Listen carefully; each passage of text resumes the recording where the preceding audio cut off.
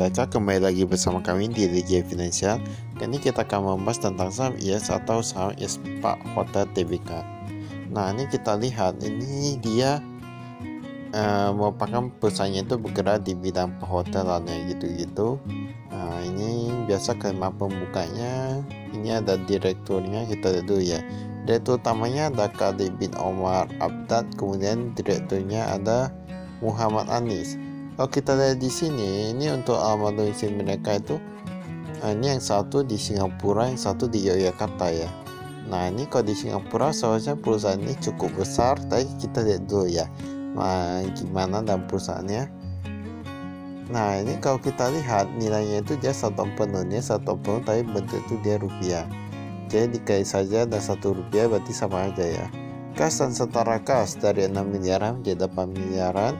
Nah, ini meningkat sedikit. Kemudian kita lihat yang persediaannya dari 800-an ini jutaan ini ya. 800-an jutaan menjadi 600-an jutaan. Total asetnya dari 483 miliaran menjadi 487 miliaran. Dari total persediaan saja sudah berkurang cukup banyak. Dan ini ternyata perusahaan gak gitu besar ya. Ini termasuk perusahaan kecil kalau kami di sini. Nah, ini liabilitas jangka pendek. Total hutang jangka pendek 13 miliaran menjadi 17 miliaran. Nah, ini dia meningkat, mahal hutangnya yang meningkat.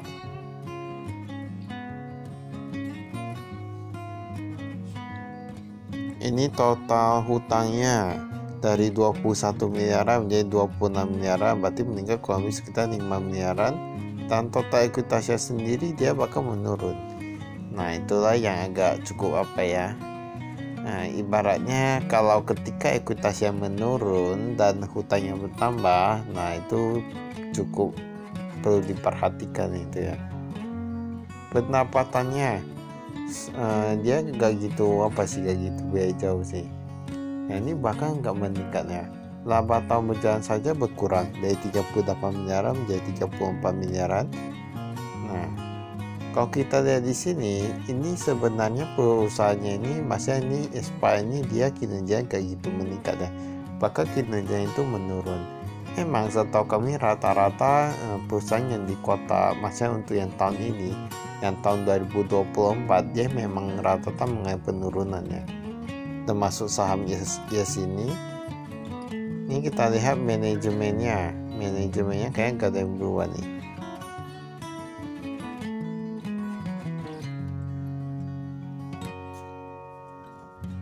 Tapi setahu kami memang dari beberapa perusahaan properti itu kan mereka ada punya hotel juga. Dari pendapatan hotelnya itu mereka meningkat loh. Tapi ini malah menurun. Kas yang kita lihat dari 243 juta menjadi 230 jutaan. Nah, ini kemudian ini rupiah, ada Bank Mandiri, Bank Sentral Asia, ini semua rata-rata menurun kecuali yang Bank BNI. Nah, Bank BNI malah meningkat ya. Singapura dolar, nah dia meningkat sedikit. US dollar meningkat sedikit. Nah, US dollar mereka simpan di Bank Mandiri. Memang setahu kami ini kita dulu deposito berjangka rupiah dia meningkat sedikit ya, meningkat 50 jutaan. Setahu kami aplikasi seperti Livit itu sudah bisa simpan tabungan US dollar ya. Jadi memang ada beberapa aplikasi bank yang sudah menjadi cukup bagus, semua menjadi lebih mudah ya. Ini berdasarkan pelanggan, kita lihat nih ada tamu. Ini kok berdasarkan pelanggan ada tamu ini. Ini hutangnya.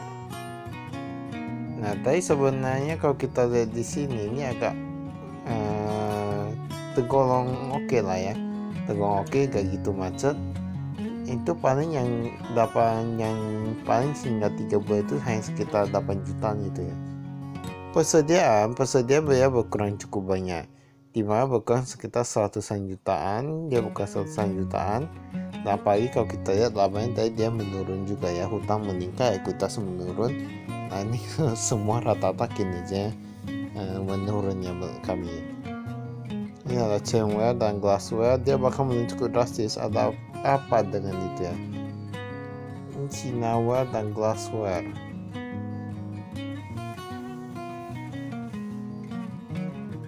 Ini hasil tetap bisa di sini.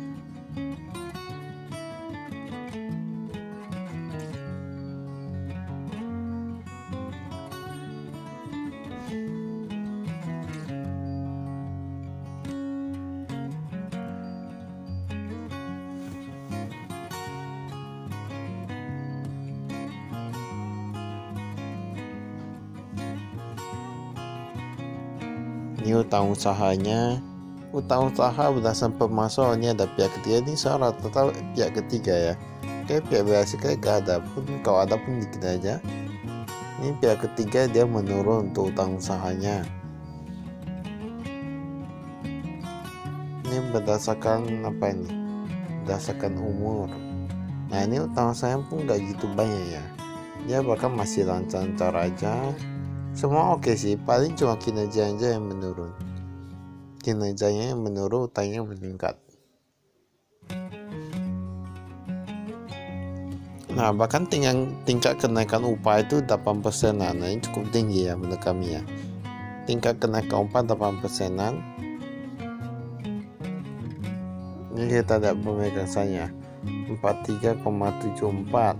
Nah kali bin Omar Abda, wow ada 10,28, 4,94.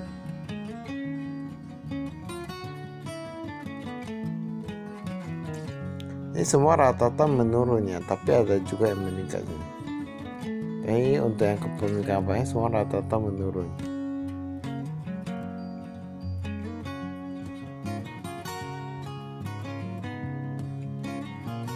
Penghasilan komprehensif lain.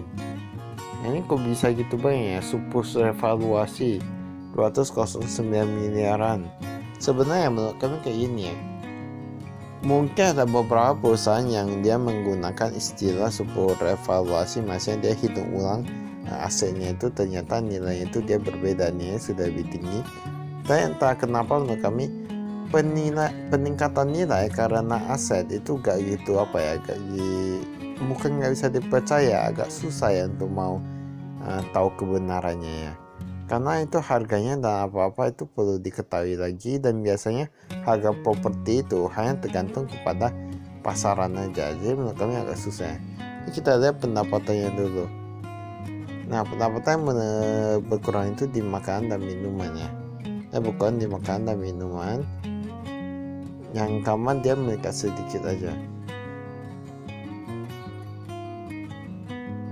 Itu pun sudah berpengaruh banyak kalau kita di sini.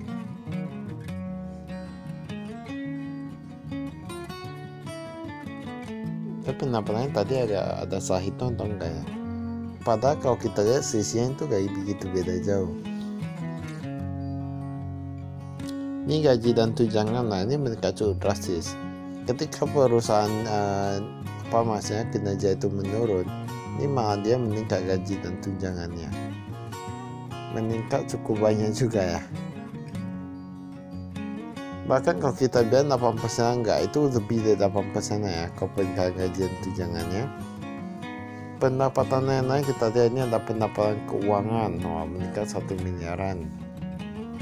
Tapi gak gitu banyak kali sih.